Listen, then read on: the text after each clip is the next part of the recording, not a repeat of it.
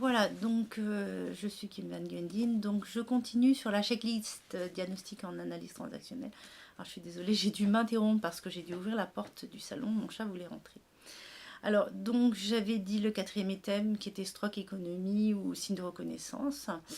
Ensuite, donc cinquième item, les jeux psychologiques. Alors à quel jeu joue fréquemment le client? À quel jeu je pense que le client et moi nous jouons dans la salle de consultation? Quelles sont les positions du client dans le triangle dramatique de Karpman, c'est-à-dire persécuteur, victime, sauveur? De quelle position dans le triangle dramatique le client part pour provoquer les autres, dans le jeu psychologique? Et ma position dans le contre-transfert avec ce client en consultation. Alors, sixième item, l'analyse du racket, c'est-à-dire les sentiments racket. Alors, substitution, collection de timbres, élastique. Alors, quels sont les sentiments raquettes du client? Alors, la croyance sur soi, les autres, le monde et la vie du client. Quelles réactions physiques il montre quand il se sent mal? Quels comportements sont visibles quand il se sent mal? Alors, quel est son fantasme horrible ou terrifiant comme issue de sortie? Donc, est-ce que c'est une issue de sortie dramatique, d'après vous ou d'après toi? Quelle émotion authentique est réprimée sous l'émotion parasite?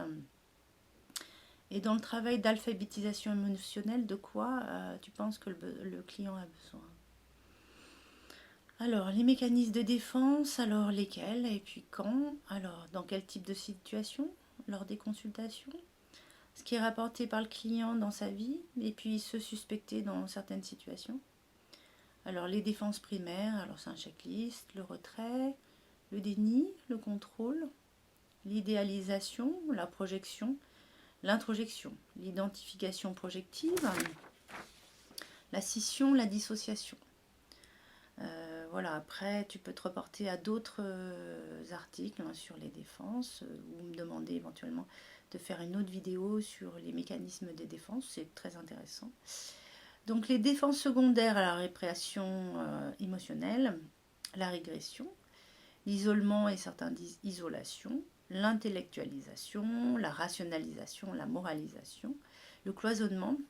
Alors, undoing, donc je n'ai pas trouvé le terme en français. J'ai mis faire le contraire, c'est-à-dire avoir un comportement opposé à comment le client pense s'être comporté avec autrui. Par exemple, il pense qu'il est méchant et donc là, il va être très gentil. Ensuite, se retourner contre soi, le déplacement, la réaction ou formation réactionnelle, l'inversion, le comportement antisocial, la sexualisation ou la sublimation.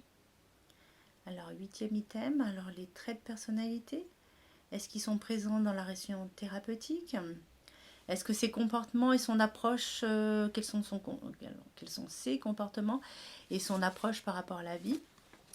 Neuvième item, alors le type de personnalité et le style de caractère. Alors là, je ne vais pas détailler, pour pas faire une vidéo trop longue. Et voilà, là il y a peut-être pas mal de choses à dire.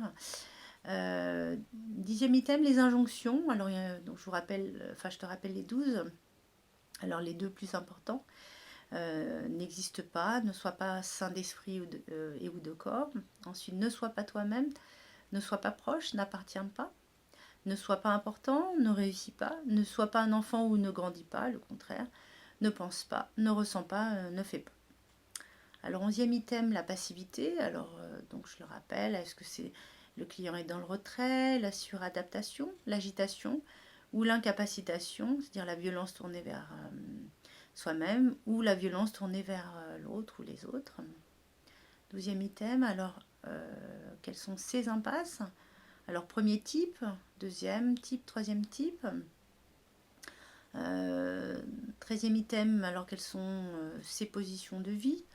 Alors est-ce qu'il est OK plus, OK moins et l'autre OK plus ou les autres OK plus ou OK moins? 14e item, alors quelles sont les croyances principales en rapport avec son scénario de vie?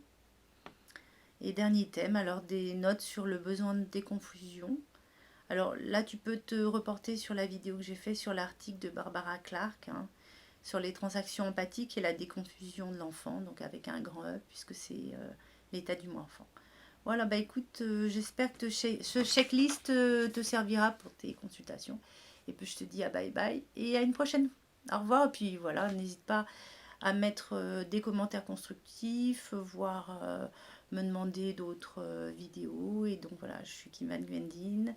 Et tu peux voir donc mes autres articles sur mon site, alors www.kimvanlife.com, ou tout simplement aussi sur YouTube. Voilà, bisous.